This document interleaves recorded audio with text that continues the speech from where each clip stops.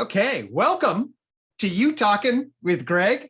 I'm here with Adriana Forte, and somebody you've had several wonderful conversations with. I'm really looking forward to continuing some of these explorations. Welcome to the program. Thank you, Gregg. It's beautiful to be here with you. It's beautiful to have you here. This conversation got sparked in an interesting way, so that I'll let the listeners know. There's something weird about listservs, and maybe we can wander into this, but virtually every listserv, that email listserv that I've been on, is male dominated in a big time way. Men sharing ideas. And, you know, I come from a clinical psychology background where about 85% of the people, clinical and school psychology, 85% are women. So my professional career is dominated in some ways by women, and yet much of the academic listservs I'm on tend to be male dominated. I started the theory of knowledge list, and about 40% of the people on the list are women, yet about 95% of the contributions are from men. And I'd noticed that for a long time. I had a student Casey, who had noticed this. We had developed certain ways to kind of bring, maybe we'd open that space up. And then she had an idea for during Mother's Day, a Woman's Week Mother's Day conversation. And that was fascinating because all of a sudden you could feel a different energy infuse the list. And Adriana, you contributed one of the most beautiful sets of posts that several people were deeply moved by, talking about your own journey, your own philosophy. And so that's what brought us together. And I said, oh, I got to talk more to you and learn more about that. So that's the context that brought us together explicitly, although we had some exchanges before that that planted the seed, as it were, for this conversation to blossom. So welcome. And that's the background and history. And maybe you can share a little bit about just what you saw there and your own thoughts, and then get into your story about, you know, how you got to be where you are. Thank you. I'll just start by sharing the emotion that I feel right now, because it feels important to me, because, you know, I'm the product of a culture. I'm informed by a culture that has pretty much formed the way even I see myself. Okay. So it's not that you know, I show up in these forums or in these spaces with full of confidence, and I show up knowing that that's risky, that maybe I'm gonna be misunderstood, and because I have been many times. Okay. Because, and it's beautiful because I did hear you talk about the split between the body and mind, and this is an area that we can weave together a lot. But I feel that this split, well, I didn't know about it rationally. I felt it. I just felt that my felt experiences of life wasn't matched by what people told me it was supposed to be. Totally. So I guess that in the listserv, when the invitation was there, because it was, you know, I was watching it and I get inspired, and they're beautiful ideas, and I don't feel that I could contribute much. And I also noticed it was mostly men contributing. And but, you know, this is in most spaces that I've been kind of navigating for the past year and a half, the sense-making world and the D&D world. And so when the invitation was there, I was just like, wow, okay, I'm gonna show a part of myself here, and let's just see what happens. And it was scary. It is always scary. Even like this conversation with you is scary. There's an element of fear that arises because I don't have many role models of that in the world of intelligent conversations. Yes.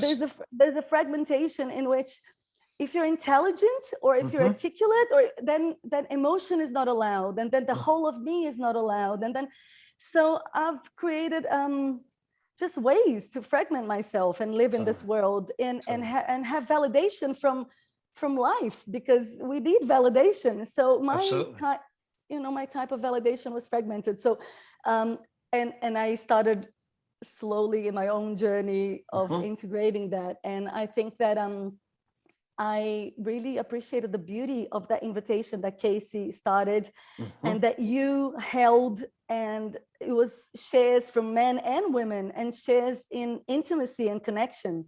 And it's not, I'm not saying here, I have to be careful, I'm not saying here that's the only thing that's important, but it's weaving with. So then you have a listserv in which people can feel each other's hearts, and then we can be with each other's minds. And that's, I love that. I love that. A couple of things. If people are just listening to this on podcast, I love the way your hands are moving here. Okay. Because, so one of the things I try to do in psychotherapy as a therapist is I look for coherent integration vertically. Okay.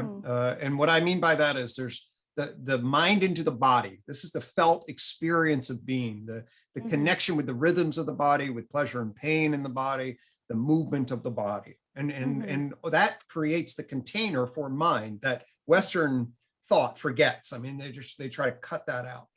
Then you move from the body up to the heart, and that's that relationship space, the felt sense of self and other in relation. And I saw you move your hands, and then head, you get right, put it behind your eyes and your forehead. And for me, then spirit, up in relation.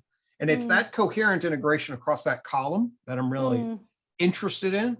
And I believe, especially if somebody sort of raised in sort of Western science analytical traditions, that the head and propositional knowledge up here just comes so dominant. I'll confess that the podcasts right before you I enjoyed them. They're older white men of professors, and the feel of this moment is radically different immediately. And that's fascinating to me, and beautiful, because quite frankly, this is something we need to remember and rediscover, and we weave into our culture, I believe, firmly. Yeah, and I love that you use the word remember. One of my first teachers that was teaching me the women's mysteries, that eventually we might get to that. And she says, it's time to remember, put ourselves back together, remember ourselves.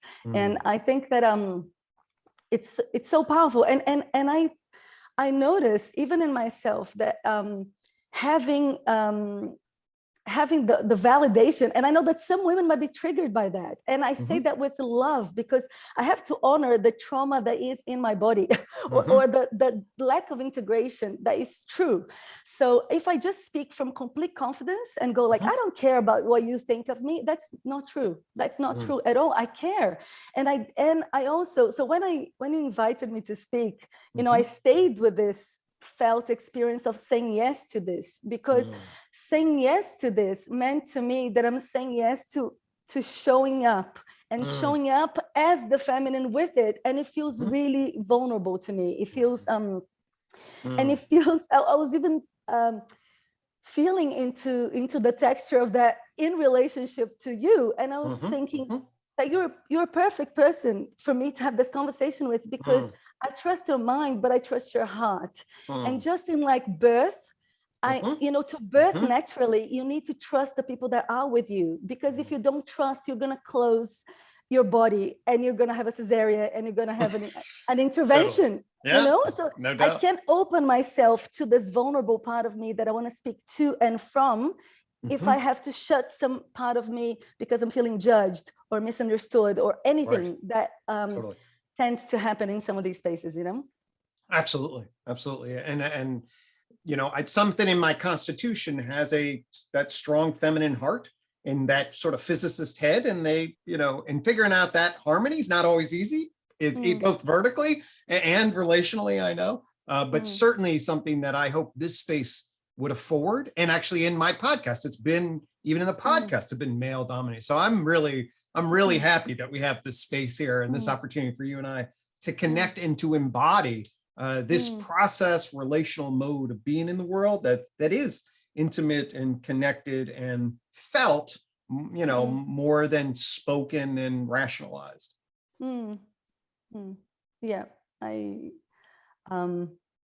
I think I spoke to you the first time we spoke. I was trying to share with you the difficulty and when I heard Jordan Hall talk about his wife and that the fact that he speaks equally one-on-one to men and women, but then the women don't want to be recorded, and I can feel that in me, because that part of it's almost like I was trying to explain to a friend, it's almost like being connected to that dark or wordless part of me, so that it can be felt and it can be transmitted and it can be in relationship to you, because that's what I wanted to maintain. Right.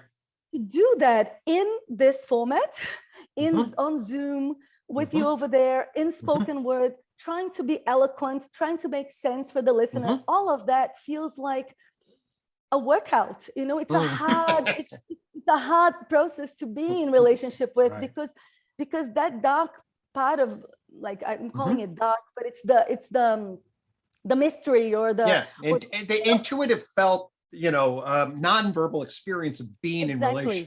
Exactly. What Ian McGilchrist talks about, the right brain doesn't have words, or whatever, in whatever way we want to explain that. So to transmit the felt experience of that with words feels, it's a,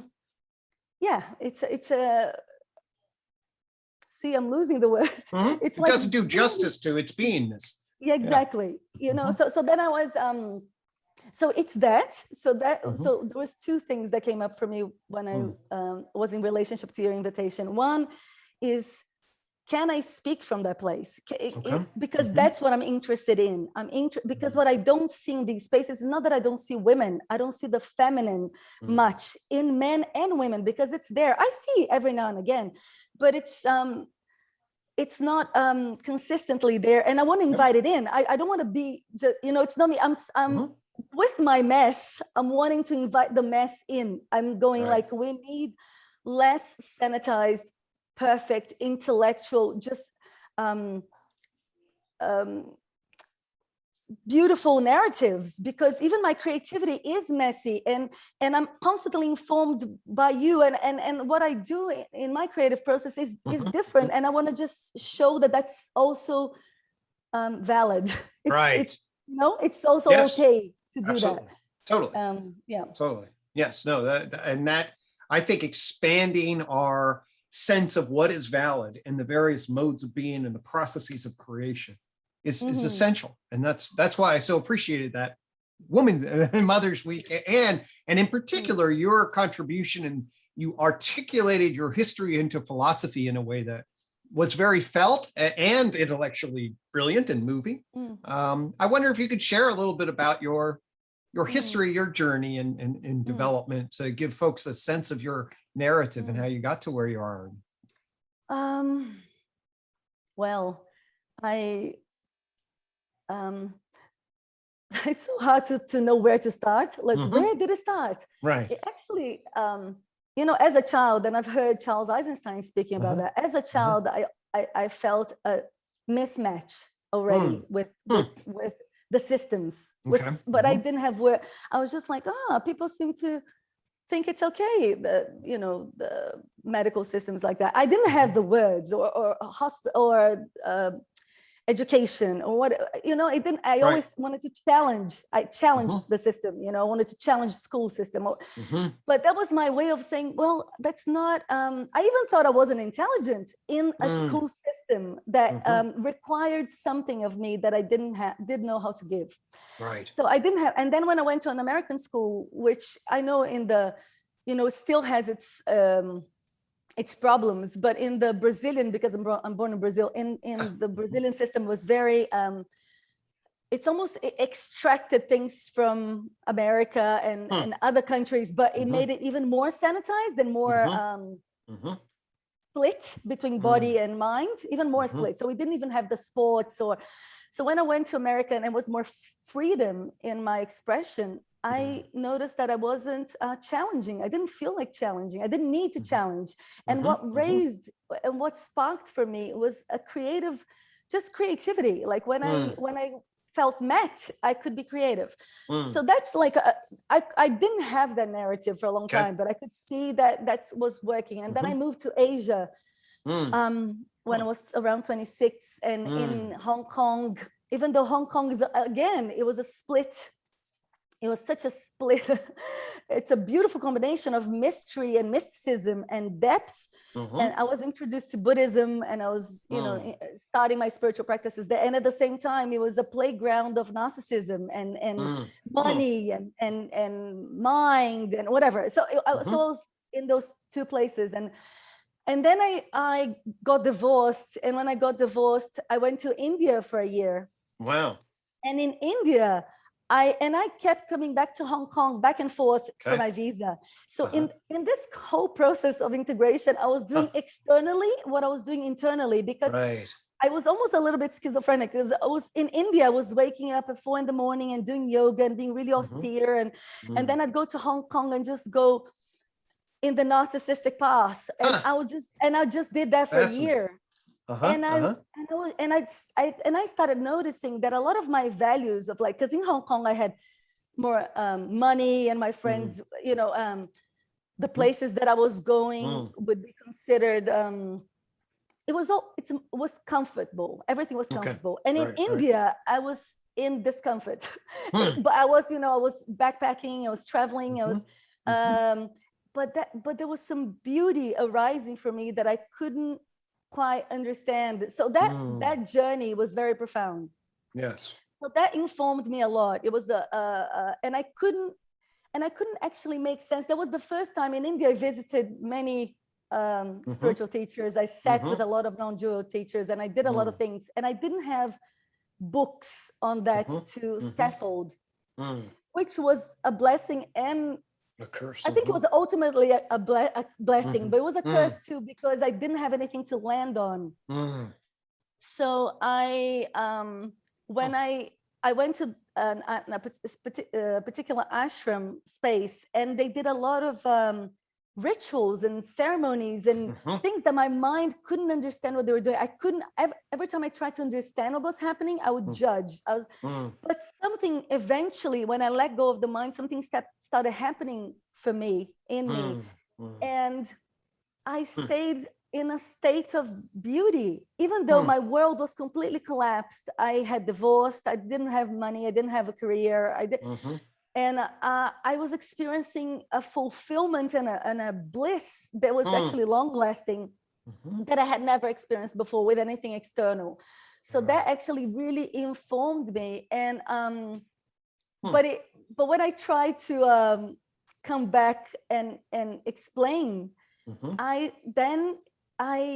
started judging myself, because I was met with a world that would say that I was going crazy. I was in denial. I had, you know, so there was a big process in that. And where I got to the feminine, I mean, maybe that's what you're asking about. I just your story is obviously so rich. I mean, I could tell that I didn't know what the background was, but I could tell that it had many different threads woven together, and clearly that's right. And I mean, listen to the multicultural global, you know, embeddedness and culture dynamic that gave rise to your development is fascinating to hear as you narrate that. So that's cool that lays the groundwork for, you know, the more stuff I was conscious of, but I appreciate that backdrop, because I think that gives a richness to, you know, what was growing inside of you in relation. It was almost all my frames of reality were collapsing, because I had been taught about things, and these things actually didn't actualize.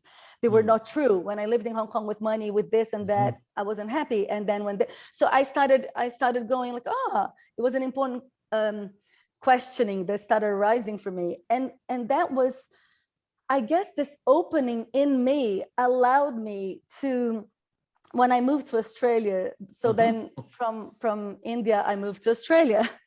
And then I met my partner in India, he's English, and I met him in India, and we traveled India, and then we moved to Australia. And when I moved to Australia, after some years, I wanted to get pregnant.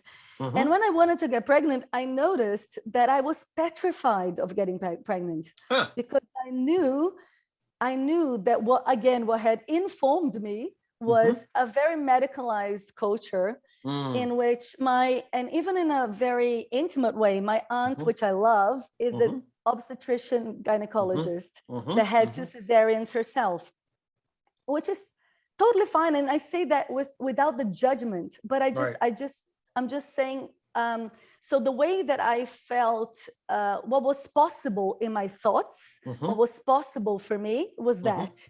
And at that time, I didn't know anybody in my context that had given birth naturally. So to me, that was very foreign and weird. And But when I moved to Australia, Australian people have, again, it's still Western and it's still medicalized from some perspectives here, but they do have a culture that weaves with the natural world much more so than the Brazilian culture. Brazilian culture is more sanitized, even though people don't think that.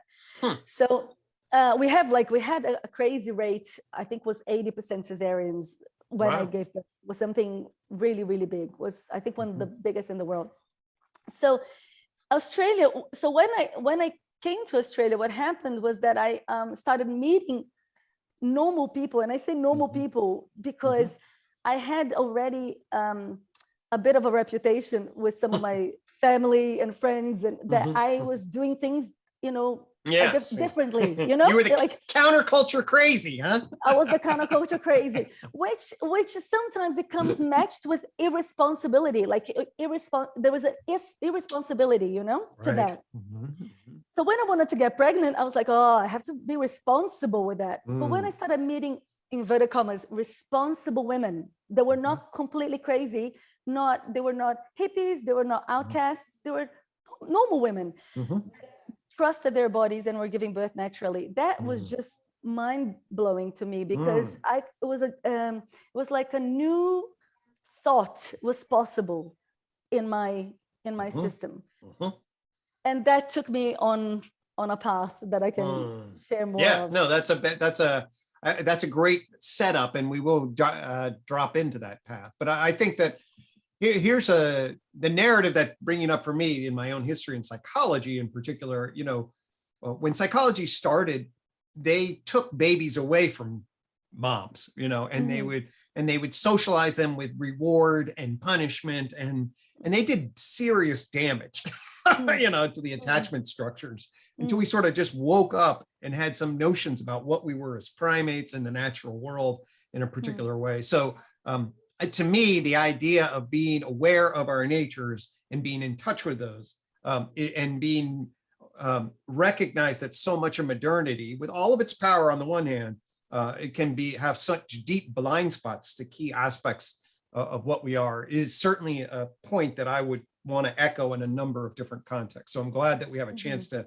echo that here and listen to your heart as it goes through a wide variety of different journeys, and then gets to a place where really, it sounds to me like you're sort of this brought you to the precipice of your own sort of awakening philosophy, or I'll let you finish that up, but that's what that's a cool backdrop for us to get a better sense of what your story was about. You know, on this journey, so when I was like, okay, so I can birth naturally, let's do this. What I noticed is that I knew there was an intuitive sense that I knew that I had to feed my mind and body with only certain nutrients, because I wouldn't have the capacity to birth naturally if I relied on my own instincts, because actually my own instincts didn't trust my body. And that was a sad recognition. But the first time I sat with one of my teachers, Jane Collins, an Australian beautiful woman, midwife, and I sat with her and a bunch of other women, pregnant women, and we were doing this pregnancy workshop, and I sat with them and I said, we had to share our intentions, and I was like, I'm gonna birth. I had this spiel. It was really masculine. I was like, I'm gonna do this, and I'm gonna birth naturally. And they all looked at me and they were like, yes. And I was like, that's okay. I think they're yes. They're just the normality in that circle of what it was so not normal in my context. It was such a healing medicine for me, because something landed in my body that it's not, I wasn't crazy. What I was wanting to do was normal. But I have to say that, you know, it's important for me to say that, because part of like my desire to start speaking about this and is that still today, as we speak, the medical system still sees as a priority to measure and weigh a baby as soon as it's born. That's still the practice. It's still it's not informed by the intelligence of the feminine. It's not informed by that. And there is a massive split in that. And what happens is that I have seen over and over again friends of mine that are, I'm going to use a word, sometimes I make it more binary than it is, just for the sake of understanding, but they reside deeply in the feminine, meaning they trust and they're just soft. And these women, a lot of them don't birth naturally, even though they really try, because the system is set up in a way that as soon as you have something that's off the clock, or what it fits into 39 weeks, 39 to 40 weeks, or these, whatever contraction, or how much your cervix has to open, whatever. As soon as you fall out of that, intervention starts. And then, there is this beautiful story that I read on the book of this teacher of mine. And the story is that this caterpillar is trying to come out of the cocoon, and it's struggling, and it's really struggling. And then a man is watching that struggle, and it's not out of malice, it's out of love that the man goes like, I'll help you, I'm going to help you. So then he goes and he cuts the chrysalis, and when he cuts the chrysalis, the butterfly comes out in ease, but the wings still have fluid in them, because the whole process of struggling is necessary. So then the butterfly can't fly and it dies.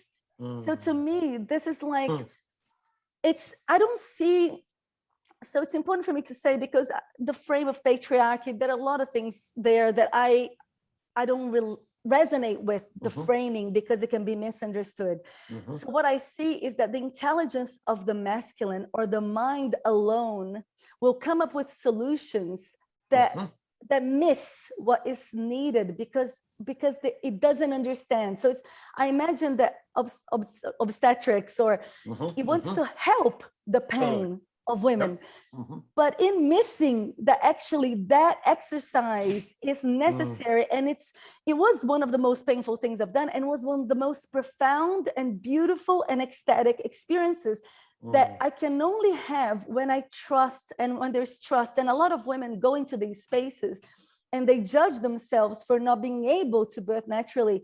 They have a light environment, and I have a doctor measuring them every 5 minutes, and it's just not going to happen. It's not sacred enough. There's no sacredness in holding it. So, that feels important for me to just put here. Definitely. No, I think that deepens the meaning in my, I feel that, I feel the meaning of that. That's cool. How old, just curious, how long ago was this? How old are you have children?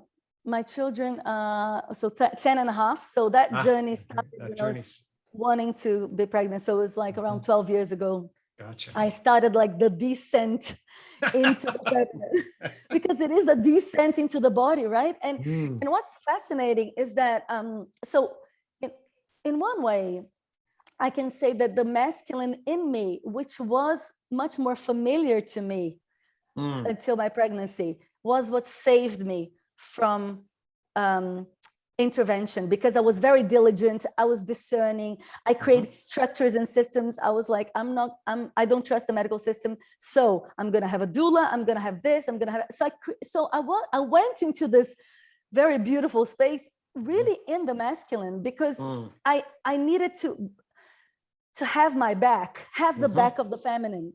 And it's something that I kind of like, I became more aware of it as it progressed. But the second time, so I had a beautiful birth. It was beautiful. It was completely, it was beautiful and everything else, and that comes with it. But the second time around, what the difference to me is that I discovered trust in my body. So the second time around, I did it very differently. I didn't set foot in the hospital, and I'm not advocating for that for everybody. It was for my own. For my own initiation. I was like, can I come from a very medicalized system? Can I come from Brazil, where it's 85%, whatever, cesareans, and an obstetrician aunt? Can I come from that and trust so much in my body that I'm not going to set foot in the hospital. Wow. The whole pregnancy. So then I had enough trust that I wanted to have a home birth, and I had a midwife. And in that, and even then, my intention was so strong because so I don't know if you know, but usually in the medical system, if you're over 40 weeks, you're overdue. So that means that, you know, your baby is not on the right time by some standards of when the baby should be born. Sure. And my midwife she was beautiful. She was like, that's, you know, everybody in my family was born at 43 weeks. That's not, you know, you understand your body, you understand your body. So I had enough of that, that when I was in 42 weeks, and then the whole pressure of the world was coming on me, on my world, you know, my partner was very supportive, but even him, he was like, are you sure? Are you sure you don't need to go to the hospital? And, you know, I can say that it was a really interesting process, because aside of me was like, wow, if I make a mistake here, I'm going to be crucified, you know, so can I trust this? And so my child was born in 42 weeks, which is super overdue for some standards. And she was born in a way that she was born in 45 minutes. So it was a very quick birth. But what was beautiful was that my midwife hadn't even arrived. So my partner got my baby, and I birthed alone, you know, my mom was there. So for me, it was the trajectory. It was the healing journey of a complete mistrust in me to I can do this. And I remember, and I don't know if I shared it with you, actually, I remember the felt experience, because so my mind wanted a water birth. I wanted this, I wanted that. And I couldn't have a water birth both times, and they were beautiful. But I had this beautiful altar with things that now I see, they invoke a felt experience that I need to be in to deepen my state of awareness so I can trust. So I had all these gifts from friends and flowers and words and different things that I wanted to birth in front of my altar, but it couldn't fit my pool there. So my pool was somewhere else. But because I couldn't make my way to the pool, when I saw where I was birthing in front of the altar. Wow. And I remember this felt experience of later, I would say, that's the Big Bang. It was like, there was potentiality into actuality. It was like from invisible to manifest, and I'm doing it now. And it wasn't a thought, it was what happens. And it was, and when that happened for me in birth, that imprinted my body, that's life. That's like, it's a Big Bang happening in us now, what we're creating now, what's happening now. And there was a landing for me from abstraction to embodiment, and a whole different way of living and experiencing life that was initiated then, and obviously still clearly still unfolding. It's an unfolding. Present unfolding. Yeah, no, that's powerful. I mean, you know, you can feel those transformational moments. I've had a few, not through that exactly. Watch them, Bert. I have 3 children. And yeah, no, I love that Big Bang imagery. That's very intense.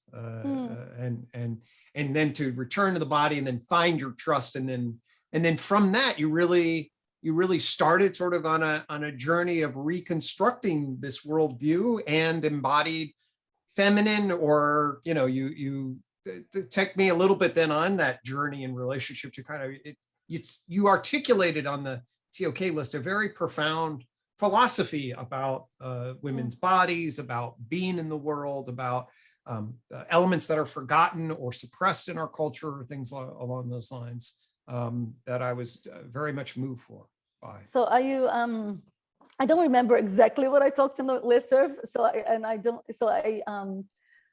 but what I can say, and then you can add things and we will weave into that. Then, so that was was a point of connection for me. Right. But what I started noticing, through this journey is that it's easier for our culture to connect through birth and pregnancy. Actually, a lot of women connect to their bodies through pregnancy and birth, and then they forget again. We forget again. That's consistent with my family.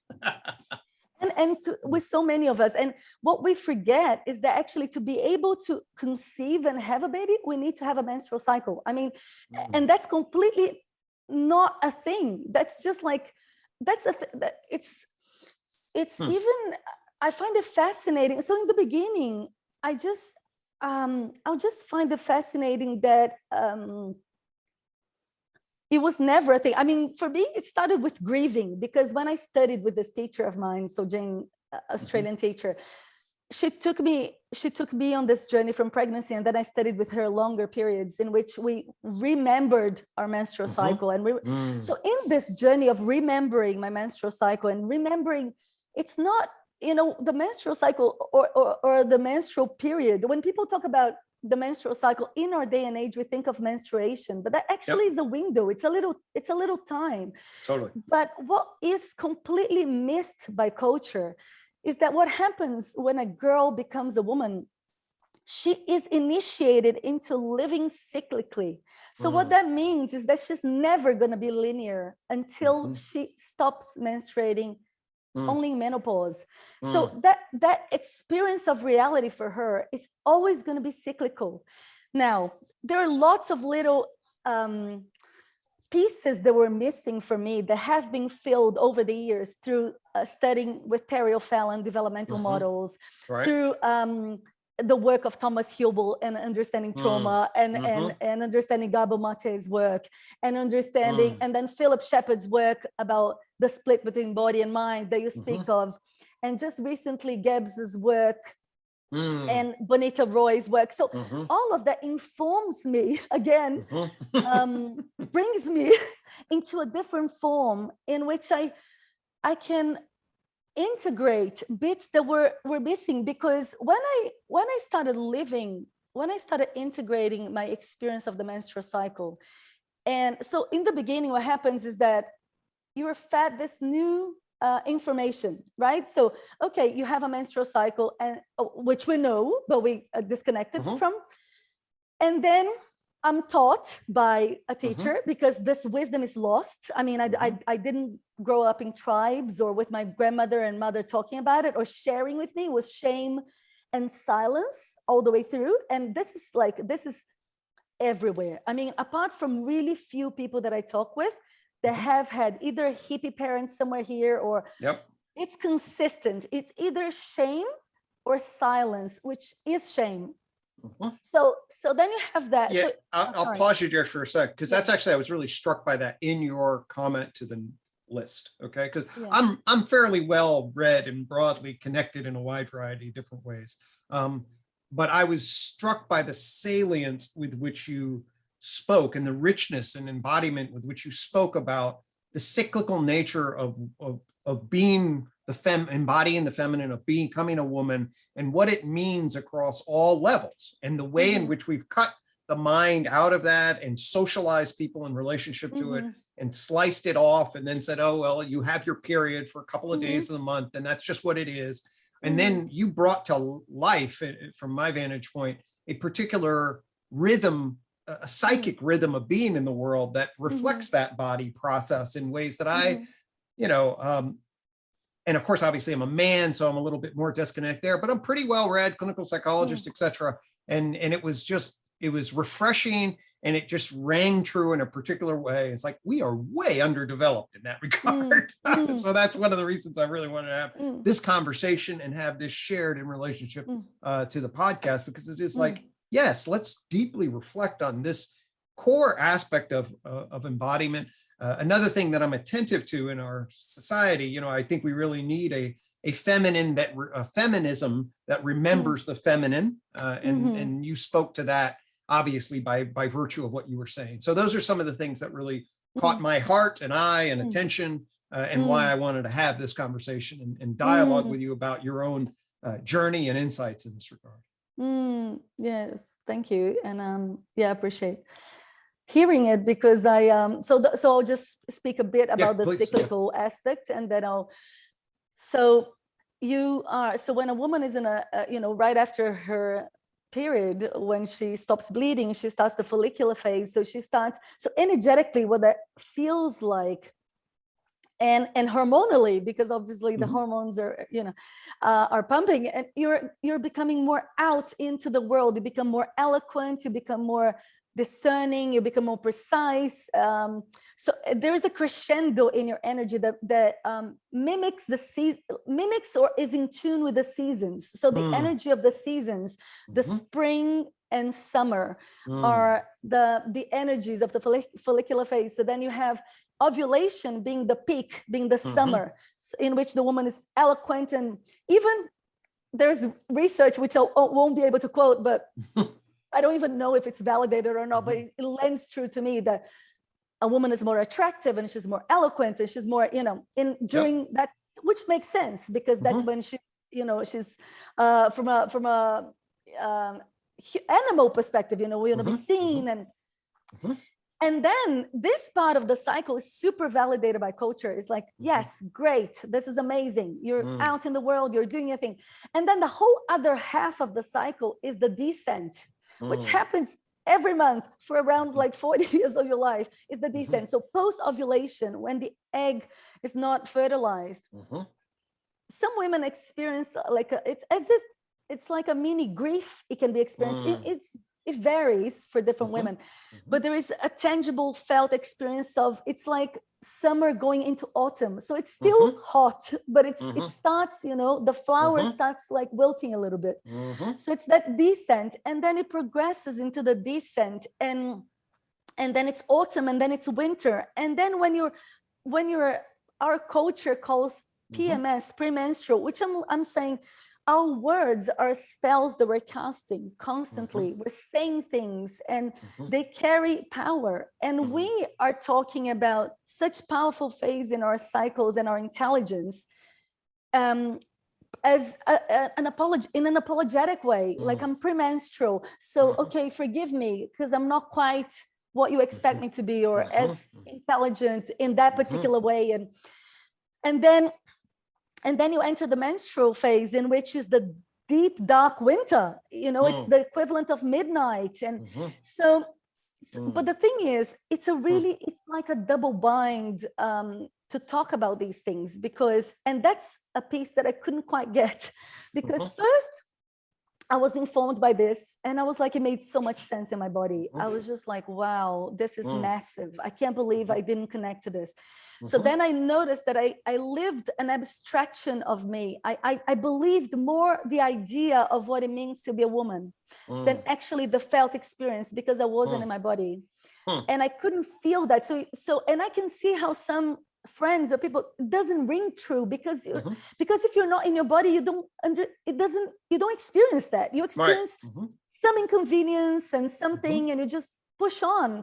And the thing is, when we have created systems that don't match that, I mean, if you don't see that anywhere, so you have an initiation, let's see, because after that, I'm skipping a little bit, but after I got initiated and told that, I was mind blown. And what happens for a lot of women is grief and sadness and anger, because they're like, wow, I can't believe I've been divorced from my body my whole life. And some women only understand that, or only come, because some women come into this type of work when they're menopausal. Like, you come into this work when you need, right? So pregnancy, or like, oh, I'm having problems with my reproductive system, or I'm having fertility happening, or something happens, and then something lands, and some women get into a space of deep grief. And what happened to me is that I started searching in a way, how come? Like, what happens that we can live like that?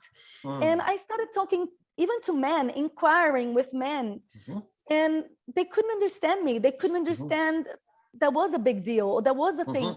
So I would mistrust my judgment, because if it's not seen by culture, then it's not true.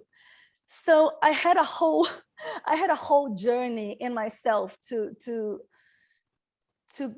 be able to, as I said to you, to be able to coalesce or unite and go like, well, if I look at the world out there or the systems, it's like the reconnection of the younger part of me, reconnecting to the systems that have been created from a fragmented mind that actually doesn't even, so the corporate world or the school system or the medical world or the financial system or the splits in how we have to be in our work and the split between body and mind and emotion and head. And I was like, well, of course, we're not going to see the menstrual cycle, because seeing the menstrual cycle is inviting the mass in. It's saying, I can't predict you. You're not reliable. I can't. You're not going to be. If I say, you know, when I started teaching women, because then I started teaching women, spending time with women, and women would say to me, they'll be like, "What do I do with that now? What do I do? Because I can't go back to my work. What do I do with that now? I have pain and." Or I'm not, you know, I'm not functioning in this way, but it's not a less than. When I'm not functioning in this way, and I don't know if I shared that with you, but what's become increasingly present for me is that the work of Gebza helped me put another piece into that, because Gebza talks beautifully about the archaic and magic and mythic developmental structures as ever present together with the mental. It's ever present. And in the menstruation, in birth, in the magic is very present. That's like the connectivity. The ego structure is not as present, is a more diluted ego structure. You're much more permeable. So when you're much more permeable, of course you're going to get irritated if you're met by a world that wants something of you. And it's just like a wound. It's just like you're raw in the skin, and somebody keeps touching that, and then we created words to validate the pathologizing of actually something that's not. It's not a pathology. It's an intelligence. So what feels really alive for me is that, and my commitment, and when I said yes to this is, I'm ready. Like I'm ready to speak from that place, because I want to help, you know, if we're having conversations in game B or whatever it is, and these conversations don't include this, they need to include this. And I'm not saying they need to include me, but they need to include everything that it represents, because otherwise we're still going to have a better game A. We won't have something that is informed by both the masculine and the feminine, so we can dance in this dance together in beauty and in love and in reciprocity, you know?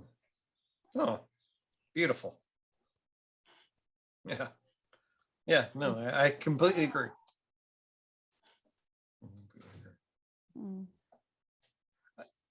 Where did how much of this did you mentioned a couple of sources, but I'm just really curious as to, was there a particular source on sort of the embodiment of the menstrual cycle, or a particular learning community that you were participating in that really enriched your views on this?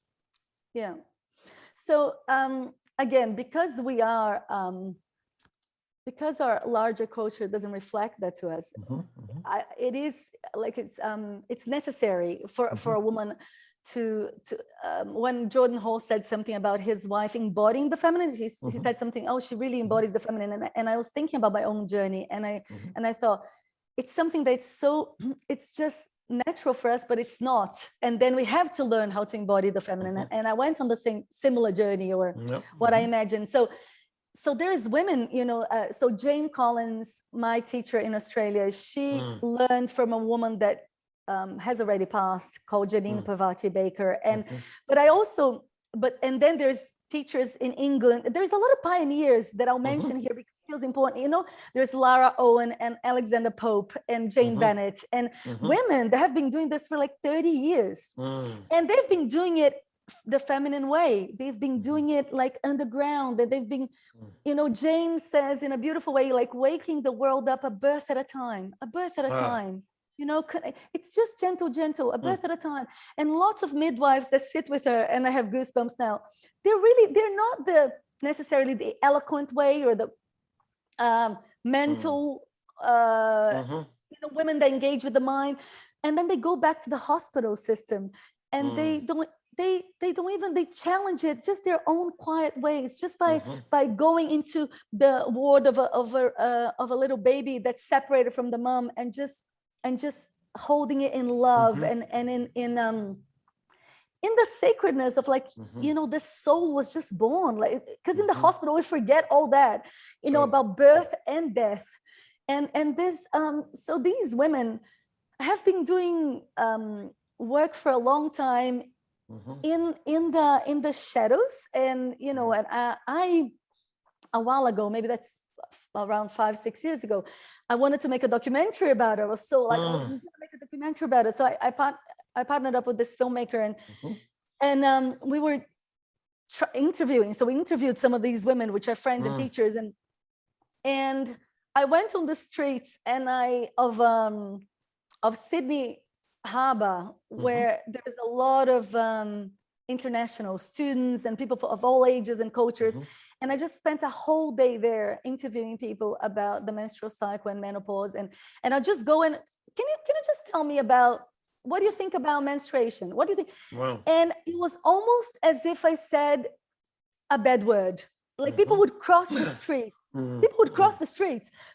Men would take the wives away. It was so dramatic. It was just so mind-blowing to me. And it was mind-blowing that the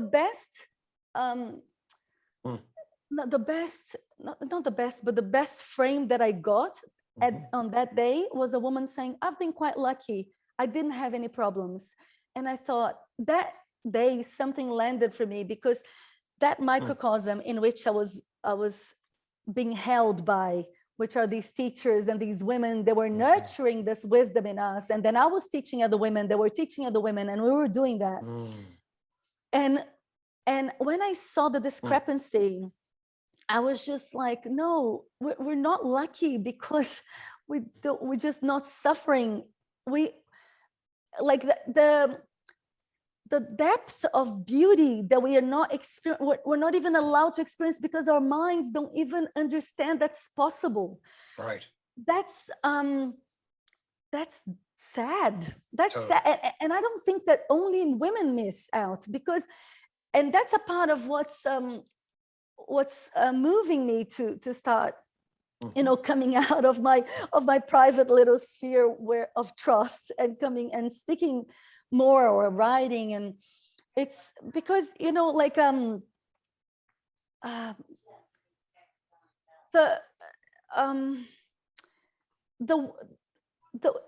everything that is created from a place that doesn't include how we birth children, how that beautiful aspect and sacred aspect happens, and then how we, you know, if you're next to somebody that's dying.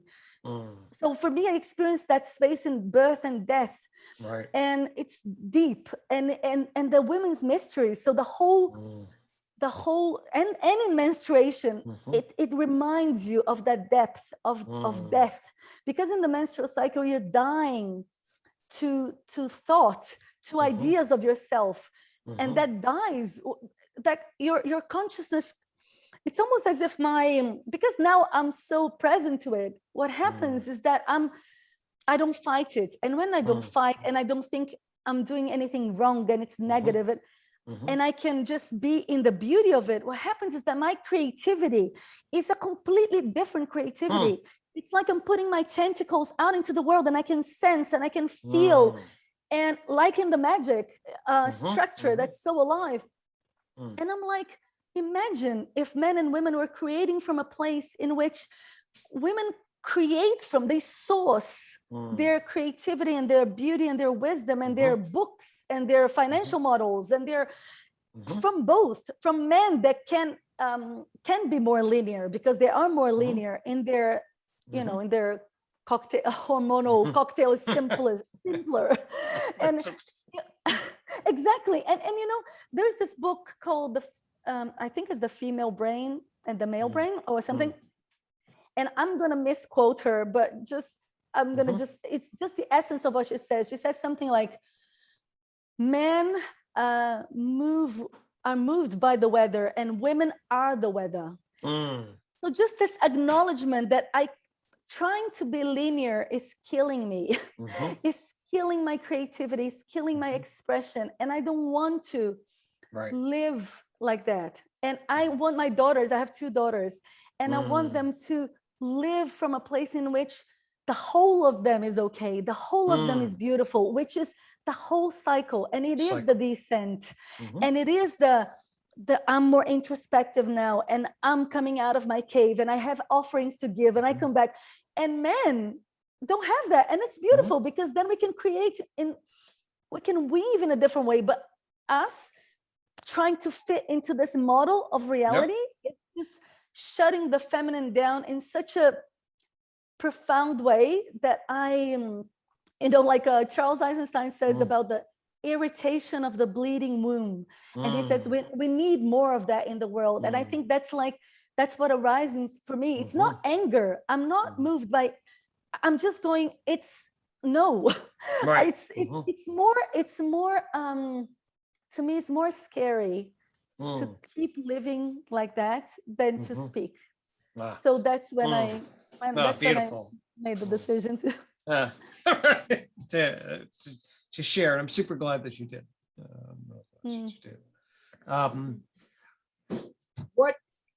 Can you put it, when you use the words masculine and feminine and sort of these forms and energies, do particular sort of frames come to mind or ways of being that you really see as sort of the signature, dialectic between masculine and feminine energies, are the things you really hone in on in that regard?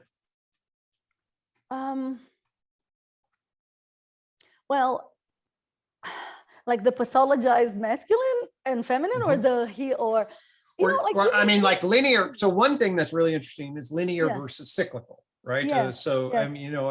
And I absolutely think that ever since really traditional cultures, civilized cultures, and then particularly modernized cultures, we just turn time linear, and yes, we notice the seasons, and yes, we notice the moon, but basically every day, we give ourselves a little bit of a cyclical week, and, but basically no, time is this linear progression. But many cultures, especially oral indigenous cultures, do not think about time in that regard. They think about time as a cycle, and that's every bit as reasonable a frame to represent the transition, the unfolding of nature in cyclical ways. And so that broad metaphor is just one example then of thinking about, so masculine's more time linear, it's more logical and mental. We talk, in certain ways, although we can wonder about that. So I guess my question was, do you have, Jungian archetype animus anima? Do you have any other particular things that speak to your way of framing that? There's a lot of things that have, I keep saying informed, but I think maybe it's really alive for me now.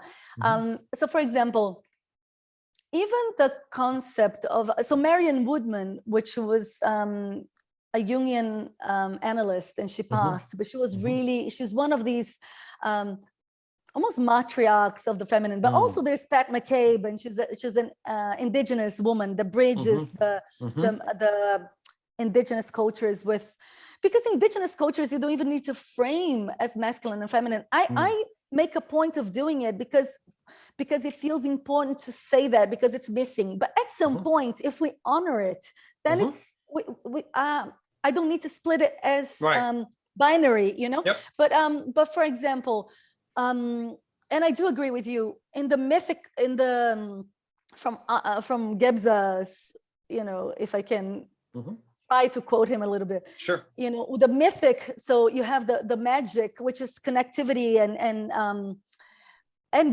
because the developmental models these days, I think they don't do it justice. They always equate the mythic magic with less than. Right. less Well, you get the developed. hierarchy. Yeah, you get a hierarchy, and you have childlike. That's like a child. And actually, when you see indigenous people and the connection they have with the land, and the connection they have with the river, and the connection they have, and how they sense into things, that's the magic. And the mythic brings the cyclical aspect of it, and the reverence to the goddess, and the reverence to the fertility of the earth. And so that's, I think that's I'd call the feminine. And the mental comes after that. And if we transcended and included the other stages, which I don't think is a mistake, because evolution does its thing, but this disconnection, this idea that the mental can be born out of the depth of the magic, mythic, and archaic, like it's, so it just unplugs itself. It's like one of my teachers, Philip Shepherd, has become a friend as well. He talks about, it's like coming, he says, when you come from the pelvic bowl, you know, your awareness rests deep in the pelvic bowl. So when I have my period, when I'm menstruating, my awareness is in my pelvic bowl. And when awareness sits deep in the pelvic bowl, then I can't look at a tree, and it doesn't make any sense to relate to the abstraction of a tree, to the name tree. I'm relating to it's just relationality. It's just, there's no solid ego structure from that place in consciousness. And when the mental comes, and if the mental is grounded in that, then it's beautiful, because you bring the depth into consciousness, and you take perspectives, and you can birth different things. But then if you don't have the grounding of that, you know, my Philip gives this example of, it's like going to the moons, like when the first astronauts, it's like going to the moon, and you know, you can take perspective on the earth, and you look at the earth, and you're like, oh, it's beautiful, it's amazing. And then instead of coming back to the earth, which is the body, and living life from that place, integrated place, you actually just stay taking perspectives on just stay circling the earth forever.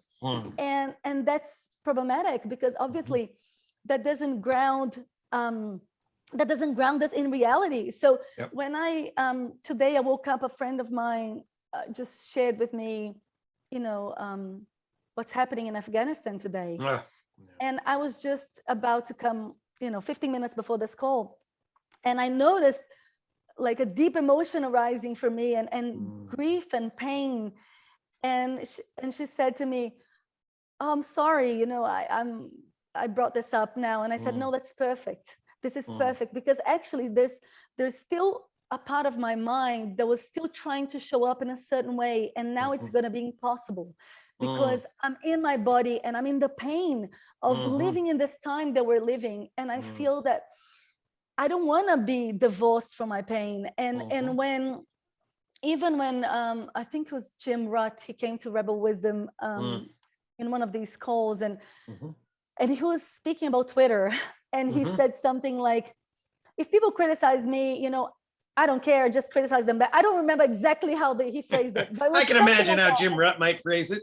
You know, it was something like that. And I was with that, and I thought, that is, you know, it serves him, and it serves a certain way of being. And it's, maybe it's the masculine, boundaried masculine, or, you know, I'm going to do my thing no matter what. And I was just saying, just reflecting, and I thought, I don't want to engage in this way. I want to engage in a way that I'm permeated, and I'm affected by reality, and I'm penetrated by reality. And I want to speak from that place. And it means that I might get hurt, because the way of engagement in the world we have created is a way that it's almost a space that if you don't have a strong ego structure, or if you're completely disconnected from the body, or if you have a lot of self-confidence, or I don't know, or some people might be also like, if you see politics or whatever, you can have a more narcissistic way of being. And so it's just, we've been valuing those things, and we've been, and I think it's time that we value both. You know, it's time that we value, when Daniel Schmarzenberger talks about, we've created a culture in which a whale is more valuable outside the ocean than inside the ocean. So, you know, that's not okay. That's not okay. And I think that the feminine reminds us of what's okay and what's not okay. And I think it's really important in all these conversations that we're having. So yeah, I think I agree. I think it's super important. How do you have senses about what is needed to ensure, obviously there's this, you know, it's having conversations like this or whatever. But one of the questions that I see is, well, you know, I'm on my own journey. You know, I definitely, part of at least what I have to offer is the intellectual side. I've certainly honed that and sharpened that. And then I'm networking with lots of intellectual men in that regard. And that's fine. I don't feel the need. I'm conscious of that, but I'm also in many different spaces. But I am very interested. That's why I definitely wanted to have this conversation and also get your take on this as well. I think these conversations are very important, but they're very abstract. They're very heady. They're not, or they're in danger from being disconnected from connected embodiment. And so we need this perspective to make sure the dialectic is held. What, in your sense, in terms of the game A to game B transition, or what all of these rebel wisdom, Stoa, meta modern communities are doing, how do we ensure that the feminine is well represented and embodied in this process? What to be with this question? No, I'm going to answer by giving an example of when I started engaging in these spaces. I engage with a lot of women, and I asked them, you know, like, would you speak in a recorded video too? Would you? And I could see the resistance. So it's how we started our conversation. It's almost like the felt experience of it. Like, to me, how I can describe is like a turtle, belly up, in which you can be pierced through. Because if you show your feminine, you're going to be pierced through, you know, like, for example, I'm here with you and I trust you. So I'm in openness, and there's more of me that is allowed, that I allow to show because of this. Now, if I was having this conversation in a space in which I needed to prove myself, which a lot of women do in their own lives and context, whatever. What ignites is a fight and flight. So you have the fight feminine. It's like, I don't care, whatever. Or you have the collapse. So you have, you know, if you understand, polyvagal theory was actually really good for me to understand as well. When he talks about the dorsal vagal collapse, I go, the feminine as a being is in dorsal vagal collapse in one way. And some women are coming out of it in fight and flight. So they're fighting their way out of it. But what happens is that we forget the feminine then to bring it up. So what I do think is, I think this type of conversation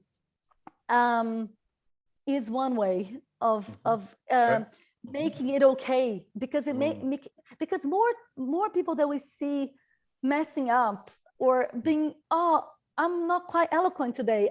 That's why when I said yes to you, I'm saying yes to more conversations, because sometimes people project on me, oh, but you can do that because you can speak, or you can. I'm like, no, I can speak some days. Some days I can't, and I'm gonna speak in the days that I can't as well, because it's important that that this unraveling of the human, you know, everybody that is speaking in abstract ways. A lot of people have wives and daughters and friends, and they understand what it is to be a human and a messy human. However, this is not shown here. So there is a lot of projection on what genius is, on what brilliance is, on what intelligence is. And I'm like, well, we need to deconstruct that together, because then what happens is that, you know, if you have let's say a mental construct or an idea of what I have, these images of, like, you know, power. How does it look like? So power, like there's a lot of mostly white, intelligent men, mostly, not all, or women that engage well in the masculine, women that can speak well or have very good minds and can function in this world. And they feel validated by this world. So these women are there, and mostly men. And then there's a lot of other folks that we need for Game B. We need the poets, we need the musicians, we need the people in the fringes, we need the people that can speak eloquently. We need them. And then I even Charles Eisenstein came to a talk in Rebel Wisdom, and I spoke to him about that. I asked the question, and he said, but people like these people don't want to sit on the table. And then my invitation is, well, maybe we need to create hammocks and beanbags and metaphorical whatever spaces of poetry, and so that these intelligences can come together and we can source together. Because if we don't source a new educational system or financial system, whatever it is, from this togetherness, it will still be fragmented. But then I have other friends that say to me, they ask me, is it okay? Do you think that always the feminine that doesn't speak is because of trauma? And I'm like, no, that's why it's such a double bind, because some actually don't want to speak. They actually reside in that. I have a lot of friends that go like, I don't even understand what you're interested in Rebel Wisdom or why you're interested in Game B. It's just a bunch of heady men. So they put themselves in a place in that they don't even want to engage, which is perfect. And they're doing their beautiful work over there. But where I came to notice is that, when in the private, when let's say in tribes, I live in Australia, so you have this Aboriginal land. And when you go visit the land, you see women's sacred space and men's sacred space, and they're separate, right? They're separate spaces. And the women were respected and revered by their wisdom and what they brought. And when the private is together with the public in a tribe, and the men are doing their thing, so the masculine is doing its thing, it's hunting or creating or going out and shooting an animal and bringing it back. So, and when the women are taking care and holding and getting the berries or whatever and raising the young, and everything is held in sacredness and beauty, that's perfect. I don't think that that's wrong in any way. What I think the problem happens is when the private is divorced from the public. So my little house, in my little context, we all know the power of our women and our friends and the feminine, in my community where I live. But who is actually making the decisions out there, like in politics, in the financial system, out there in the world, is not together here. It's really separate. So when that happens, when that split from the mind and body is translated also in the way that we create reality, then it's a problem. Because if I don't speak, and I was reluctant, but now I'm like, oh my God, if we're not noticing it. And then, I mean, it's not true. There's other people noticing it, but I'm just saying in these contexts, if this is not spoken, I think, and I noticed in Rebel Wisdom, again, with beautiful friends that I met, when I spoke to them, I started a thread saying, can gay be even be possible if we don't integrate the menstrual cycle? And the thread was really hot. I mean, it had lots of responses from men and women, and then we weaved together. And the response, the felt experience was like, no, we can't. But a lot of men emailed me separately, and some of them said, you challenged me with your question, because I felt in the beginning, I felt triggered. Then I wanted to explore my trigger. And so even that was beautiful, because I was engaging with people that could say that to me, that could, instead of them just going like, this is not valid, they could say, to start with, I was triggered because that's not true. And then they were like, no, hold on, let me just be with this for a moment. And then we could explore this together. And then what I saw is that And some beautiful men would say to me, they were like, I can't believe I missed this. How did I miss it? And I was like, well, you miss it because you don't have it. And possibly your wife doesn't have it. And that's also something that has kept me quiet and other women quiet, is because, you know, I honor the journey of women, and I honor the journey of the feminine. And I don't want women in any way that don't resonate with what I'm saying to feel less than or anything. It's the construct of our, you know, the culture we swim in. Totally. It's a culture that doesn't invite us to live from this place. So when I lived for 30 years, completely disconnected from that. So I know how it feels, and it is possible. It's just fuller when I can. It's just there's just more of me.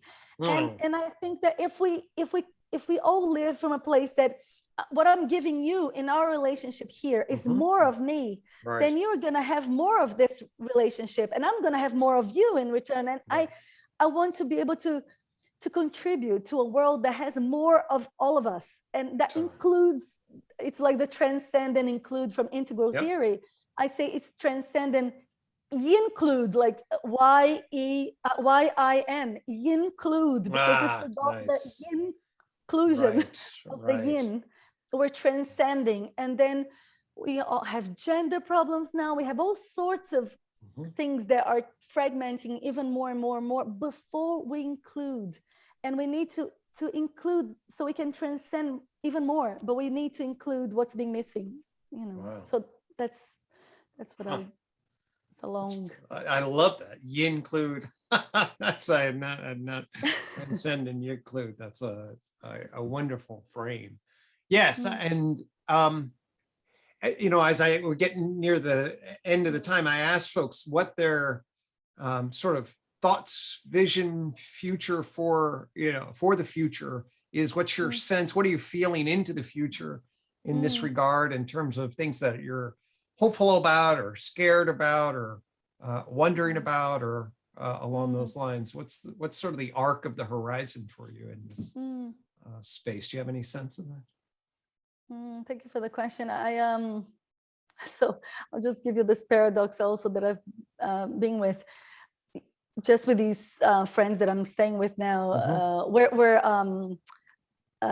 in lockdown, so I was gonna be home, but I couldn't go back home. So anyway, I'm somewhere else. And this friend mentioned the billionaire race to space, the space race. Space race, the space race. And so I researched to see. I hadn't seen the I hadn't seen the space, the shape, big phallic rockets going off into space. And to me, there was such a beautiful but sad illustration of what's happening. It's like we have in this moment women desperate in Afghanistan, what's happening, and we also have, and men and everybody that stands for a different way of being. And we have the depleted mind, the abstract mind, wanting to escape the pain of the earth by going somewhere else.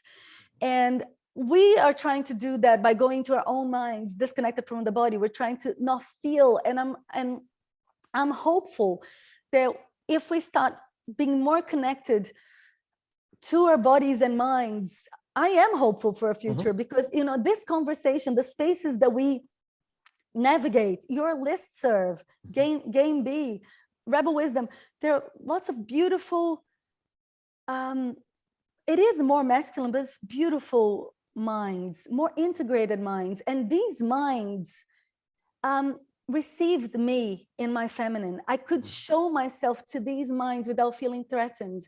And I trust the more and more women and men, and that aspect of reality is going to become more and more visible. And then together with these, you know, incredible, beautiful people that are in this meta sense-making space, I am hopeful for but I think it requires all of us to show up, and that's in whatever way we want to show up. And it requires it's almost like Orland Bishop talks about the initiatory, like initiation, it requires a death. And that's part of this conversation with you, that feels that a part of me needed to die, which is the part of me that was cozy and protected and anonymous. And it was the sacrifice. It was like I said before, it's more, to me, it's more painful to see us creating from a split mind and not do what I can, what's in my power to do my bit to integrate that, than not. So yeah, I'm hopeful, because I see lots of beauty in the spaces where we reside together, and I trust that we can create beauty together. I trust in the beauty of the human. I trust. So and I think when we are in our bodies and in our hearts, I trust, and in our minds, I trust what we can create. So yeah. Beautiful. I love that. It's a wonderful place to bring us to here as we wrap up. I mean, in therapy, I just look, what's the body, the heart, the mind, the spirit, coherent integration across that, and then with each other across our paths toward our future. And it is that holistic integration that, if we're able to find it, we'll be able to flourish in. And I think you just laid that out in a really brilliant and profound way. I deeply thank you for that. No, thank you, Gregg. It's beautiful and special. Sharing space with you. Yeah. Well, I'm really glad you decided to come out and let that part of you die and share your voice. And that's what we're exploring here. And I appreciate the vision, the courage, the beauty of it all. It's been really great talking with you, and I really appreciate you taking the time and coming on and sharing all of yourself with us. Yeah, thank you. Thank you. Yeah, big love. So, all right, big love. Take care.